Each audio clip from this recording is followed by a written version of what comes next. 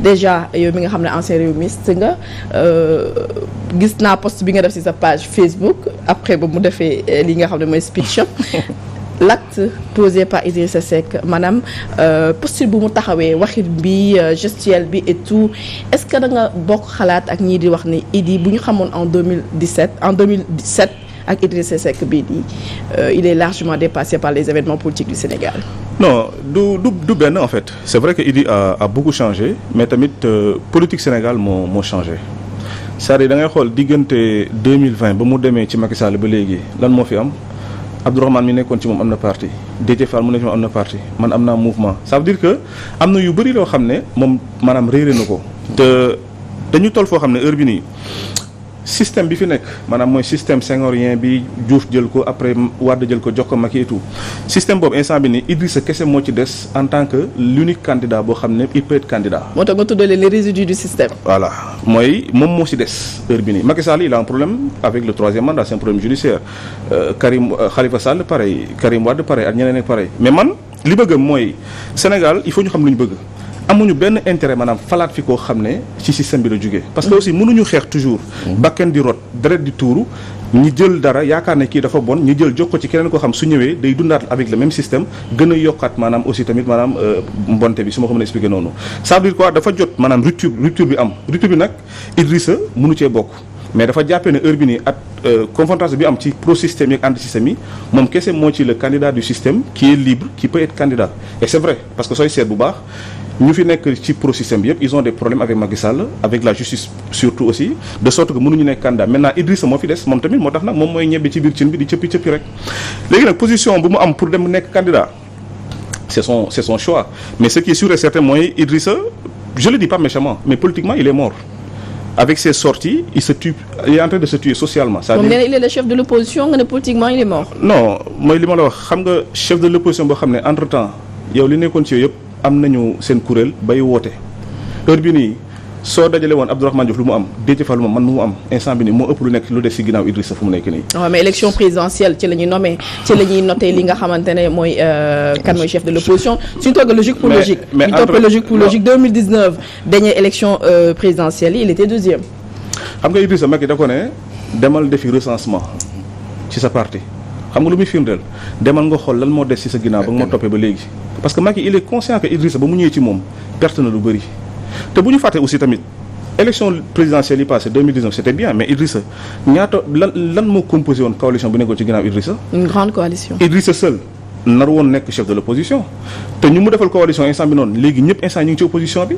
donc ça veut dire quoi ça veut dire que Idi même bu demoon 2019 seul à l'élection du am li mu am nii. et su cadre boo xam ne dañoo am parrainage Macky Sall bloqué ay candidats yoo xam ne amoon nañu chance tam pour maanaam mën a sax raw Idrissa mais Macky bëgg mu am léegi nag qu'est-ce qu'on peut dire mooy que Idrissa fu mu nekk nii day yëngu rek en fait et il est dans sa logique mais ce qui est sûr et certain mooy maanaam on a affaire avec benn vestige politique boo xamante ne jeexal na non mais c'est vrai c'est ça en fait Idrissa c'est comme Titanic. reliquat voilà c'est fini en fait maintenant nag tur bi dafay des. xam nga Titanic ñu ngi koy woy di ko tudd ba léegi. mais tur bi fi des mais sombre na bu yàgg. alors est-ce que dafa am benn jeu de yo-yo entre Idrissa Seck et le président Macky Sall je m'explique parce que ku génn bokk yaakaar def déclarer sa candidature dañ lay sanctionner mais dañoo gis ne moom bu mu ko génnee il a eu la bénédiction du président de la République. non c'est-à-dire soo xoolee ñoom ñaar seen communication tu sais que il y a un pacte de non-agression entre les deux c'est-à-dire déggawuñu dara pour dem élection ce qui se passe mooy que Idrissa amoon na ay ministre ci gouvernement bi moom tamit teewoon na institution te xam na ne Macky Sall sañ na ko indil problème mu maanaam ay dossier soit gestion wu Yankhoba Diattara wala gestion wu Ali Saleh wala gestion wu moom maintenant soo gisoon mu doon kërti nii yëpp xam na dina génn mais il fallait mu négocier des gages yoo xam ne su ma génnee doo ma topp ci dara samay ministres duñu ma topp ci dara parce que Sénégal xamante nañ suñu biir que ça soit les ministères et les institutions d'une part ça se gère de façon informelle maanaam tu es ordonnateur de dépenses yoo xam maanaam mën na méngoo loo xam ne amul facture amul traçabilité te loolu su la si état bëggee jàpp da day jàpp facilement parce que corps de contrôle yi ñu koy wane ce qui est sûr et certain mooy Idrissa ba mu nekkee CSE ba léegi def na fa ay erreurs yoo xam ne corps de contrôle génn na ko Yankhoba avec ses demi-ministères pareil Ali Saleh pareil maintenant loolu il faut mu am ay gages yoo xam su génnee du ko am maintenant en échange de quoi en échange que duñ la agressé doo ñu agressé c'est-à-dire doo ñu jàppalu doo ñu toppalu doo ñu génneel ay dossiers man je ferai en sorte de donner directive à mes partisans à mes lieutenants de ne pas t'attaquer et de ne pas attaquer ton régime mais nag lan mooy ironie bi mooy Idrissa nan la mën a nekkee candidat bëgg dem élection 2024 te du attaquer Macky Sall du attaquer régime au contraire daf ko magnifier sax parce que gis nañu ni lettre de bon je sais pas démission la wala il a été limogé parce que dañoo gis ni décret de nomination wala décret bi nga xamante ne dafa wane ni l'EPM moom la ñuy dénk li nga xam ne mooy le poste de ministre des sports et de l'élevage moom moo précédé bu baax a baax lettre de démission bi Idrissa Seck daal di wax moo tax ñu bari wax ni limogeage wala démission. non xëy dafa biddanti rek parce que dafa waxoon da koy déposer lundi matin après Macky xam naa dafa xaar mu añ ba pare gisul démission bi pour mu génnee décret bi rek il a pris son temps après Macky wan ko mais bon loolu pour man voilà commentaire la rek mais ce qui est sûr et certain mooy Idrissa am na assurance bu mu bëggoon maanaam mooy génn ci Macky Sall ak Benno Bokk Yaakaar sans que ñu topp ay ministres am sans que ñu topp ko moom ci dara te Macky Sall xam naa tam nangul na ko mais léegi nag jusqu'à quand on verra mais ce qui est sûr et certain mooy il y a ce qu'on appelle un pacte de non agression soo xoolee ñoom ñaar ku nekk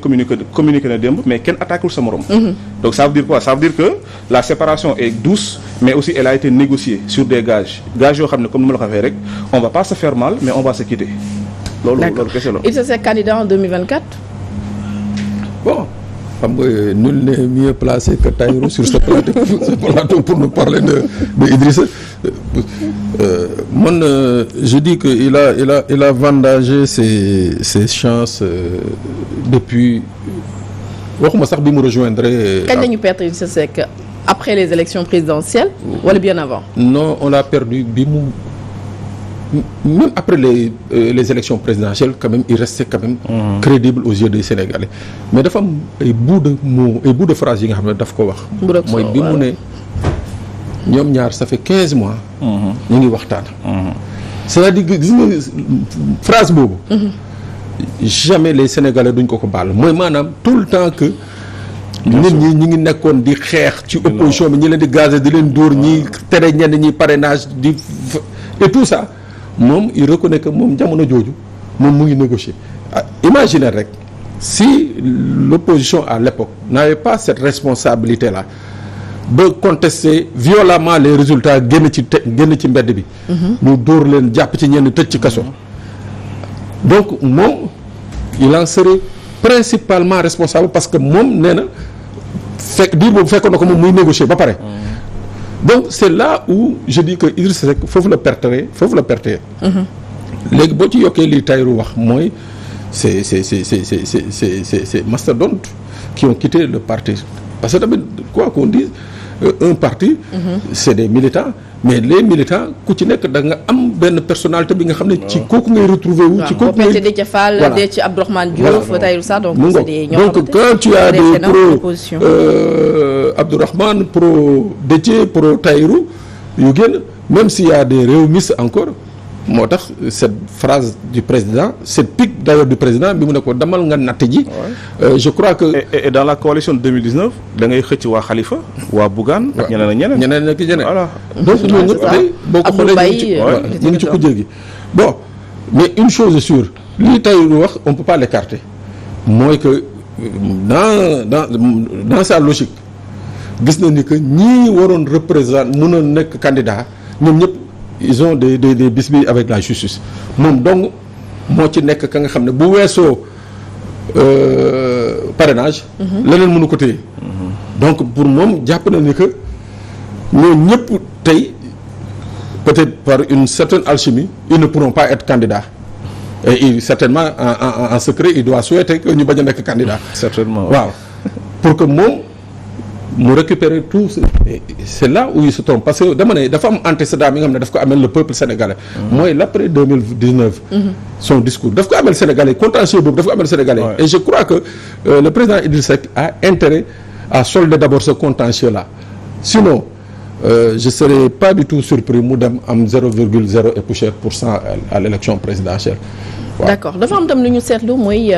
ci conférence de presse boobu ba léegi ci lay des mooy ma am benn attaque bu xaw a dëgër bu xaw a ñagas bu mu am à l'endroit de l'ancien président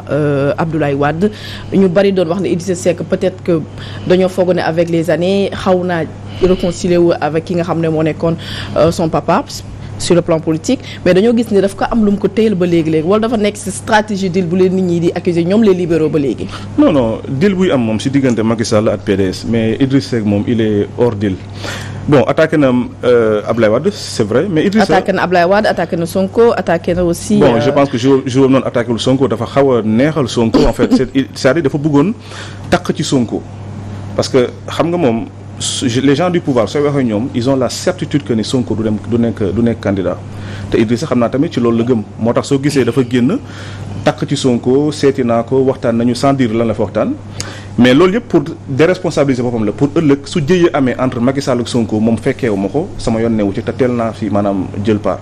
parce que moo tax mu génn naan dem naa défendre Sonko dinaa fexe ba Sonko nekk candidat mais moom dans le fond je sais que bëggul Sonko nekk candidat c'est ça loolu mais seeti boobu lan moo ko wundi woon non seeti boobu leen kese la stratégie politique la benn pour communiquer la mais ñaar aussi pour préparer une place au sein de l'opposition ce qui est utopique si Idrissa parce que Idrissa heure bi nii amul benn place ci opposition bi. mais bu génnee il est opposant bu fekkee dafa génn nar a taxaw candidature am pour dem ci échéance 2024 kon nan lañ ko mën a tuddee lu du opposant en herbe c'est-à-dire je m'explique quand je dis opposant en herbe mooy dina wéet ci lëng bi te man Idrissa xam naa ko amul fitu ëllëg opposition bi woote ndaje mu ñëw tey su ndaje bi parce que xam naa ne dina xam ne dina fa am le pire mooy. amul fit boobu. non amul fit bi Idrissa il sait que supposons suba F24 woote rassemblement Idrissa il vient là-bas maanaam dañ koy yuuxoo rek parce que xale duñ ko may dara c'est-à-dire même bu dee kilifa yi dañ koy respecté jox ko cëram et tout mais assistance bi duñ ko may. parce que Idrissa au moins dafa wane carrément lu mu def c'est-à-dire xam nga Idrissa sooy xool dafa wane yebel ci sénégalais yi malheureusement nag mooy li ma la wax il est en train de se tuer socialement xam nga socialement mooy soo demee bay wax ñëpp di la retaan ngay ree sa bopp ñëpp di retaan ngay wax kenn gëmul say wax et tout ñi lay woowee maanaam sax comédien wala autre c'est-à-dire loolu c'est-à-dire c'est une mort sociale en dehors de sa mort politique. maintenant concernant moom ak Ablaye Wade je sais que am na loo xam ne da ko mer Ablaye Wade parce que Idrissa heure bi su nekkul président day jàppe ne du yàlla day jàppe ne Ablaye Wade la parce que yàgg nañu ko wax maanaam Ablaye Wade daf ma yàgg wax ne damay def un mandat après je te laisse diriger et tout te loolu ba tey xam naa mi ngi da ko ko tëyal donc su ko attaqué c'est normal récemment attaqué na bon pas attaqué démb maa ngi koy dégg muy wax ba di rendre hommage Ousmane Tanor Dieng mais loolu c'était juste peut-être pour am l'électorat un peu du PS parce que loolu yëpp maanaam ay communication politique la donc voilà c'est-à-dire politicien mën na toog fii jaale la sax koo xam ne gëmu ko mais c'est juste maanaam pour am ay nitam wala am quelque ci ay nitam yàlla ci wax ci discours boobu ba léegi waxoon na ni moom tam génn na def li nga xam ne mooy médiation entre Ousmane Sonko ak le président de la République mais dernière interview bu le chef de l'État wax moo dafa ne il yëgul fu médiation amee. je l'ai dit kan la ñu war a wóolu je l'ai dit avant que Macky Sall di ko wax Idrissa ba muy dem ci Sonko Macky yónniwu ko moom moo dem ci ay calculu boppam maanaam mooy li ma la wax pour tooy ci Sonko benn ñaar pour essayer de viser une place au sein de l'opposition xam nga heure bi nii pour nga nekk opposant nga jaar ci Sonko moo gën a yóbbu que nga jaar ci keneen parce que Sonko at lu ñu mën di wax c'est le chef de l'opposition et d'ailleurs quand moom lui il s'autoproclame chef de l'opposition soo demee journal Le Figaro France 24 RFI maanaam ci sous-région bi yëpp seen presse bi quand on dit chef de l'opposition sénégalaise on dit Ousmane Sonko c'est le chef de l'opposition sénégalaise donc loolu Idrissa xëj na dafa bëgg rek peut-être neexal waxtaan bi wala peut-être essayer de coincer Sonko ci lenn mais moom xam na que ni il n'est pas le chef de l'opposition loolu c'est sûr maintenant nag il a fait ses sorties essayé na takk ci Ousmane Sonko xam na ne que ça n'a pas marché parce que au contraire ça a fait rire les Sénégalais et heureusement parce que Ousmane Sonko xam nañ que ni moom man xam naa lu ñu waxante loo xam ne ça n'a même pas duré la discussion mais du lu may étaler fii mais ce qui est sûr et certain mooy waxu fa dara lu am solo. est-ce que tourne woon autour de kii éligibilité Sonko. non wala problème juridique yu mu am ak non Idrissa loolu moo ko arrangé loolu ko arrangé Idrissa su Ousmane Sonko demee élection Idrissa il va rien avoir Idrissa instant bi nii vestige politique la il est fini maintenant nag il peut gesticuler agoniser fittaxu yëngu mais c'est fini. D'accord alors ñu ñëw suñu dernier point waxtaan muy discours le chef de l'État Macky Sall. bon discours le chef de l'État Macky Sall daal fu mu toll nii wax na carrément commencé noonu dès l'entame de notre discussion wax na ni dialogue bokk na ci yu sendi waaye aussi nee na Sénégal amul ay détenus politiques amul ay journalistes yoo xamante ne c'est dans le cadre de leur travail maanaam ci seen liggéey lañ demee kaso kon ça